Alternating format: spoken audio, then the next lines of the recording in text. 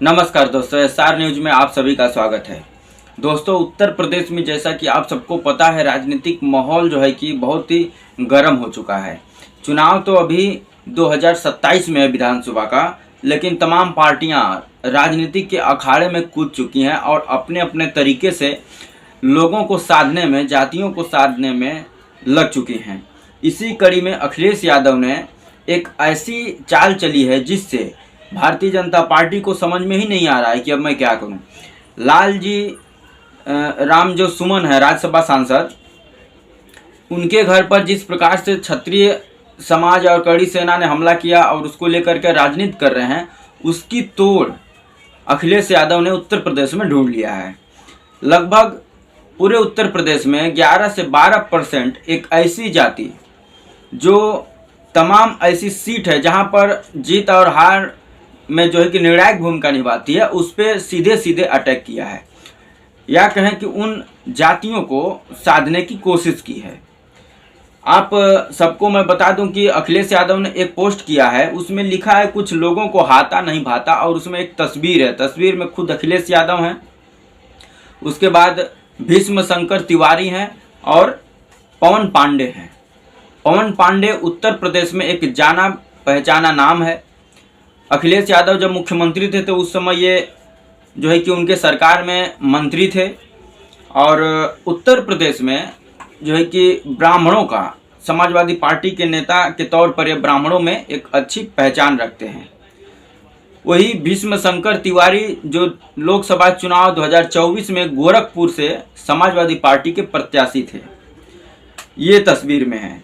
अब कहानी ये है और किस प्रकार से अखिलेश यादव ने एक ब्राह्मण नेता को अपने आवास पर बुलाकर मिलते हैं और उनके साथ जो अत्याचार केंद्र और राज्य की सरकार कर रही है, उनको आश्वासन देते हैं कि आपके साथ समाजवादी लोग, समाजवादी पार्टी हमेशा खड़ी रहेगी।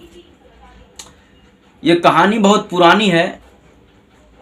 उत्तर प्रदेश के गोरखपुर में एक बहुत ही दबंग ब्राह्मण नेता हुआ करते थे जिनका नाम हरिशंकर तिवारी है, और इनके घर का नाम, इनका जो घर का पता है, उसको लोग हाता बोलते हैं। और गोरखपुर में हाता बनाम मठ की जो ये लड़ाई है, ये बहुत पुरानी है। हाता मतलब हरिशंकर तिवारी और मठ मतलब योगी आदित्यनाथ। और ये कहानी तब की है जब योगी आदित्यनाथ मुख्यमंत्री नहीं बने थे, ये गोरखपुर के सांसद थे और उस मठ के मठाधीश। तब की ये लड़ाई है और इन दोनों की अदावत पूरा उत्तर प्रदेश को पता है। उन्हीं हरिशंकर तिवारी के दो बेटे हैं। बड़े बेटे का नाम है भीष्म शंकर तिवारी, जो 2024 के लोकसभा चुनाव में गोरखपुर से समाजवादी पार्टी के टिकट पर चुनाव लड़े थे, हालांकि वह रवि किशन से हार गए थे। दूसरे बेटे हैं विनय शंकर तिवारी, जिनके ऊपर ईडी का जो है कि छापा पड़ा है और वो अभी जेल में है। अब जो भीष्म शंकर तिवारी हैं और ये विनय शंकर तिवारी, जो हरिशंकर तिवारी के बेटे हैं, हरिशंकर तिवारी तो अब रहे नहीं इस दुनिया में, तो इन दोनों का आरोप ये है कि जो ये अदावत चल रही थी हाथा बनाम मठ, उसी को लेकर के अब इनके ऊपर जो है कि कानूनी कार्रवाई की जा रही है। रंजिश के वजह से योगी आदित्यनाथ से अदावत जिस प्रकार से हरिशंकर तिवारी की थी, अब उन्हीं का बदला लेने के लिए, क्योंकि चूंकि अब उत्तर प्रदेश के मुख्यमंत्री बन चुके हैं योगी आदित्यनाथ, तो इन दोनों का कहना है कि उसी बात को लेकर के अब इनके हाथ में जब सत्ता आई है तो ये हमारे परिवार को प्रताड़ित कर रहे हैं, तमाम प्रकार के आरोप लगा रहे हैं और कानूनी तौर पर हमें फंसाने की कोशिश कर रहे हैं। और विनय शंकर तिवारी वो भी जेल में भी हैं। और विनय शंकर तिवारी एक बयान दिए थे कि उत्तर प्रदेश में खास करके ब्राह्मणों के ऊपर अत्याचार जब से योगी आदित्यनाथ मुख्यमंत्री बने हैं तब से बढ़ गई है, और उसी के 2 दिन के बाद उनकी गिरफ्तारी हो जाती है। उसके बाद भीष्म शंकर तिवारी जो बड़े बेटे हैं हरिशंकर तिवारी के, वो अखिलेश यादव से जा करके उनके आवास पर मिलते हैं, साथ में पवन पांडे भी होते हैं। और अखिलेश यादव से उनको आश्वासन मिलता है कि आपके साथ जो भी ये सरकार आपको जो प्रताड़ना दे रही है, जो आपके परिवार के साथ कर रही है, उसके खिलाफ आपके साथ पूरे समाजवादी पार्टी लोग और मैं खुद स्वयं आपके साथ खड़ा रहूंगा इस सरकार से जो है कि मुकाबला करने के लिए। तो ये पोस्ट जिस दिन से अखिलेश यादव ने अपने सोशल मीडिया अकाउंट पर किए हैं, तब से लेकर के उत्तर प्रदेश में पूरे जो ब्राह्मण समाज हैं कहीं न कहीं अखिलेश यादव से प्रभावित हुए हैं। और समय समय पर ये सरकार जो है कि जिस हिसाब से पीडीए के लोगों के साथ अत्याचार करती है, उसी प्रकार से समय समय पर ब्राह्मणों के ऊपर भी ये सरकार का अत्याचार नजर आता है।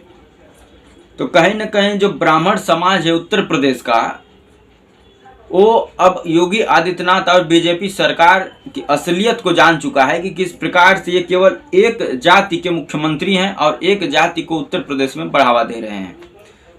ये कहने की बात नहीं है, आप उत्तर प्रदेश में जब से भारतीय जनता पार्टी की सरकार बनी है उसको देख सकते हैं। तो कहीं न कहीं जो उत्तर प्रदेश का ब्राह्मण समाज है, जो पूरे उत्तर प्रदेश में लगभग 11 से 12% है, और बहुत सी ऐसी विधानसभा या लोकसभा सीट है जहां पर निर्णायक भूमिका निभाता है, वो कहीं न कहीं अब हरिशंकर तिवारी के सम्मान में, उनके बेटों के सम्मान में जिस हिसाब से अखिलेश यादव खड़ा हुए हैं, ये ब्राह्मण समाज भी अब अखिलेश यादव के साथ लगभग आने की कोशिश कर रहा है या सोच रहा है। और हरिशंकर तिवारी एक ऐसे दिग्गज नेता जो पूरे पूर्वांचल पर जो है कि उनकी पैठ थी, पूरे पूर्वांचल में उनकी जो साख है वो अपने ज़माने में वो बना के रखे थे। और हरिशंकर तिवारी निर्दलीय भी चुनाव जीत जाते थे। और जब 2007 में बसपा की सरकार बनी थी, पूर्ण बहुमत की, मायावती मुख्यमंत्री बनी थी, उस समय जो कि हरिशंकर तिवारी काफ़ी सपोर्ट किए थे बसपा की। और उसी का नतीजा था कि पूर्वांचल में, चाहे वो गाजीपुर हो, गोरखपुर हो, आजमगढ़ हो, बलिया हो, चंदौली हो, बनारस हो, जौनपुर, भदोही, मिर्ज़ापुर, प्रयागराज, तमाम ऐसे ज़िले हैं, वहाँ पर बसपा को काफ़ी बढ़त मिली थी। और उसका कारण था हरिशंकर तिवारी का साथ देना बसपा को, क्योंकि उस समय जो ब्राह्मण समाज के लोग थे वो काफ़ी मानते थे हरिशंकर तिवारी को। और हरिशंकर तिवारी जिस ओर चले जाते थे, ब्राह्मण समुदाय के जितने भी लोग होते थे वो उस ओर चल देते थे। तो इसी बात से आप अंदाज़ा लगा सकते हैं कि ये जो तिवारी परिवार है, जो ये हाता है गोरखपुर का, ये कितना मायने रखता है ब्राह्मण समाज के लिए। और उसके ऊपर अब जो अत्याचार ये योगी सरकार कर रही है, एक बेटे को जेल भेज करके दूसरे को भी प्रताड़ित कर रही है। और भीष्म शंकर तिवारी जो समाजवादी पार्टी के टिकट पर चुनाव लड़े थे गोरखपुर से, उनको भी कहीं न कहीं प्रताड़ित किया जा रहा है। इन सब चीज़ों को देखते हुए अखिलेश यादव ने ये ऐलान कर दिया है कि जो ये तिवारी परिवार के ऊपर ये भारतीय जनता पार्टी और योगी आदित्यनाथ के इशारे पर जो कानूनी शिकंजा कसा जा रहा है, मैं तिवारी परिवार के साथ खड़ा हूं। और ना सिर्फ मैं खड़ा हूं बल्कि समाजवादी पार्टी, समाजवादी लोग इनके परिवार के साथ खड़े होंगे।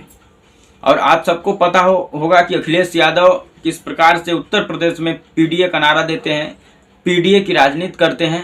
पीडीए में पिछड़ा हो गया, दलित हो गया, और ए से अल्पसंख्यक हो गया, आधी आबादी हो गई, और अगड़ा भी हो गया। अगड़ा में तिवारी ब्रदर्स को, हरिशंकर तिवारी के दोनों बेटों को अखिलेश यादव साथ लेकर के कहीं न कहीं जो उत्तर प्रदेश में ब्राह्मणों का 11 से 12% वोट है, कहीं न कहीं उस पर जो है कि अखिलेश यादव की नज़र है। और पूर्वांचल में जिस प्रकार से इन लोगों का दबदबा है, अब बीजेपी जो है कि इस बात को लेकर के बौखला गई है, क्योंकि बीजेपी को अब समझ में नहीं आ रहा है। जिस हिसाब से पीडीए का गठन करके अखिलेश यादव ने लोकसभा चुनाव 2024 में पटकनी दी थी बीजेपी को, और पीडीए का ही देन है कि केंद्र में जो मोदी की सरकार है वो 2 बैसाखियों पर टिक गई है जाकर के। 400 पार का नारा मोदी जी ने दिया था, लेकिन अखिलेश यादव की मेहनत और पीडीए की एकजुटता ने बीजेपी को 240 पर रोक दिया। यानी कि बीजेपी पूर्ण बहुमत की सरकार भी नहीं बना पाई केंद्र में, और उसका बहुत हद तक श्रेय जो है कि अखिलेश यादव को जाता है, पीडीए के उन लोगों को जाता है जो अखिलेश यादव के साथ कंधे से कंधा मिला करके 2024 के लोकसभा चुनाव में चला था। तो कहीं न कहीं ये जो ए है, पीडीए में जो ए है, इसमें बहुत ही ज़्यादा बीजेपी कंफ्यूज हो गई है। ए से अल्पसंख्यक है, ए से आधी आबादी है जिसमें सारी महिलाएं आ जाएंगी, और ए से अब अगड़ा भी हो गया। अगड़ा में वो ब्राह्मण समाज, अगड़ा में अगड़ी जाति के वो लोग जो ये सरकार से प्रताड़ित हैं, जिनको ये सरकार सम्मान नहीं दे रही है, वो लोग अब इस पीडीए में भी शामिल हो गए हैं। और इससे कहीं न कहीं भारतीय जनता पार्टी को बौखलाहट हो रही है। तो दोस्तों, अखिलेश यादव ने जो ये राजनीति खेली है, जो ये चाल चली है उत्तर प्रदेश में ब्राह्मणों को वोट को लेकर के, क्या आप इस पर कमेंट करके बताएं कि अखिलेश यादव सक्सेस होंगे? क्या अखिलेश यादव और समाजवादी पार्टी के साथ उत्तर प्रदेश का ब्राह्मण समाज जाएगा? और जो ये चाल चली है अखिलेश यादव ने, उससे समाजवादी पार्टी को आगामी विधानसभा चुनाव 2027 में कितना फ़ायदा होगा, इसके बारे में कमेंट कर आप ज़रूर बताएं। ऐसे ही तमाम और खबरों के लिए हमारे चैनल पर बने रहें। चैनल पर अगर नए हैं तो सब्सक्राइब कर दें, वीडियो अच्छा लगे तो लाइक कर दें, शेयर करना ना भूलें। जय हिंद, वंदे मातरम।